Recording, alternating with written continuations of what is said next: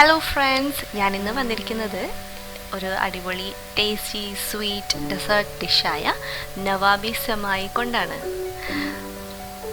So welcome back to my channel. This is Shifa with R tasty wheels.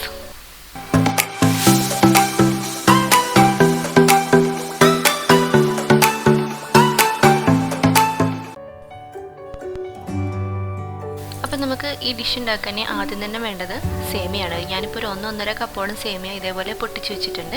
ഇത് roasted അല്ല, സാദാ സേമിയാണ്. ഇനി നമ്മൾ ഒരു ഫ്രൈങ് പാൻ അടുപ്പത്ത് വെച്ചിട്ട് 2 ടീസ്പൂൺ ബട്ടർ ഉരുക്കി കൊടുക്കാം.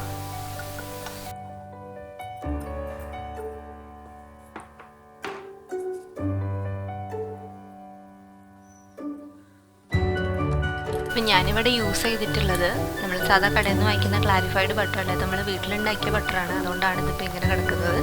ഇനി നമുക്ക് ഇതിലേക്ക് കുറച്ച് നട്ട്സും കിസ്മിസും ഒന്ന് റോസ്റ്റ് ചെയ്ത് കൊടുക്കാനായിട്ട് ഇട്ട് കൊടുക്കാം. ഇതിപ്പോൾ ഇതാ നല്ലപോലെ റോസ്റ്റായി വന്നിട്ടുണ്ട്. ഇത് നമുക്കിനി മാറ്റി വയ്ക്കാം.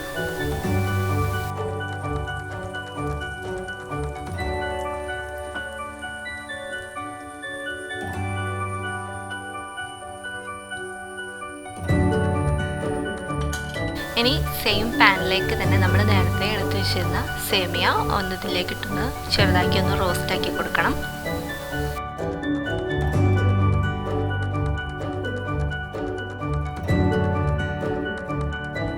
ഇനി ഇതിലേക്ക് 2 ടീസ്പൂൺ പാൽപ്പൊടി, സാദാ പാൽപ്പൊടി നമുക്കിതിലേക്ക് ചേർത്തിട്ട് ഒന്നുകൂടി ഒന്ന് മിക്സ് ആക്കി എടുക്കാം.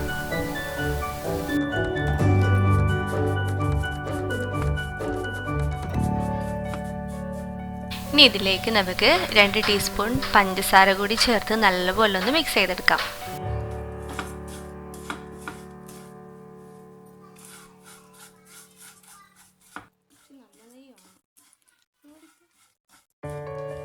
അപ്പോൾ ഇതാ നമ്മുടെ സേമിയ ആവശ്യത്തിന് ഇപ്പോൾ റോസ്റ്റായി വന്നിട്ടുണ്ട്. ഇനി നമുക്ക് തീ ഓഫ് ചെയ്ത് വെച്ച് ഇത് ചൂടാറാനായിട്ട് വെക്കാം.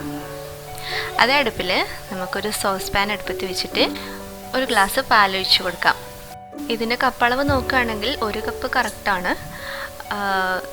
ഇതിലേക്ക് ശരിക്കും 1.5 ഗ്ലാസ് പാലാണ് വേണ്ടത്. അപ്പം ഞാൻ അതിലേക്ക് ആദ്യം 1 ഗ്ലാസ് പാൽ ഒഴിച്ചു. ഇനി 1/2 ഗ്ലാസ് പാലിലേക്ക് 2 ടീസ്പൂൺ കോൺഫ്ലവർ നല്ലപോലെ മിക്സ് ചെയ്തതിന് ശേഷം വേണം ഒഴിക്കാനായിട്ട്.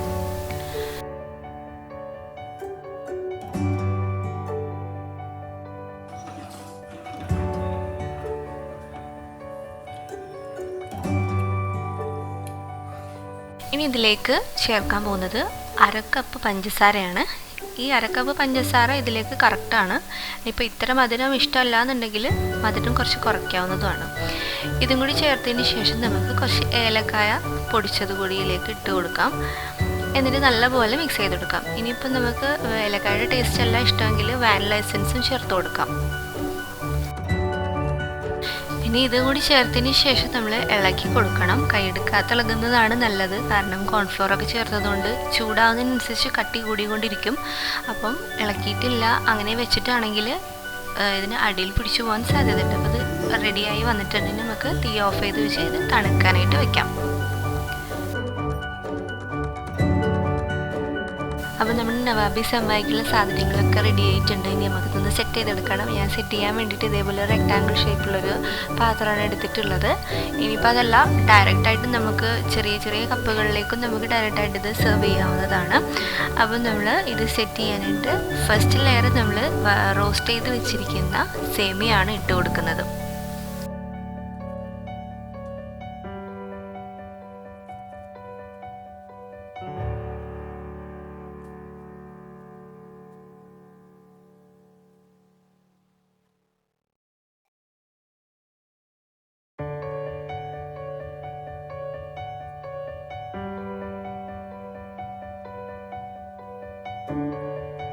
ഇപ്പോൾ മുഴുവൻ ക്വാണ്ടിറ്റി സേമിയ ഇതിലിടണ്ട, ഹാഫ് ക്വാണ്ടിറ്റി ഇട്ടാൽ മതി. ഇപ്പോൾ ലെയർ നല്ലപോലെ ഒന്ന് ഈവണായിട്ട് സ്പ്രെഡ് ആയതിന് ശേഷം നമ്മൾ റെഡിയാക്കി വെച്ചിരിക്കുന്ന ഈ ലിക്വിഡ് നമുക്ക് ഇതിൻ്റെ മുകളിലേക്ക് ഒഴിച്ചു കൊടുക്കാം.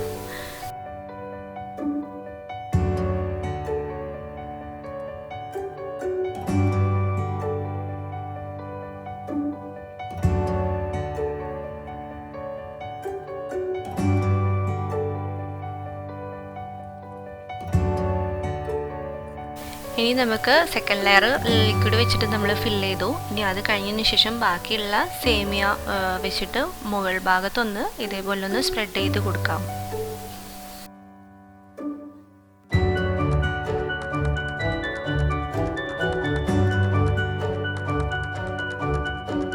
അപ്പോൾ ഏറ്റവും ലാസ്റ്റായിട്ട് നമുക്ക് നേരത്തെ റോസ്റ്റ് ചെയ്ത് വെച്ചിരിക്കുന്ന നട്ട്സും കിസ്മസും കൂടി ഇതിലേക്ക് ചേർത്ത് കൊടുക്കാം. അപ്പോൾ ഇവിടുത്തെ ആൾക്കാരൊക്കെ വന്ന് തുടങ്ങിക്കുന്നത് റെഡിയായോ നോക്കാൻ വേണ്ടിയിട്ട്.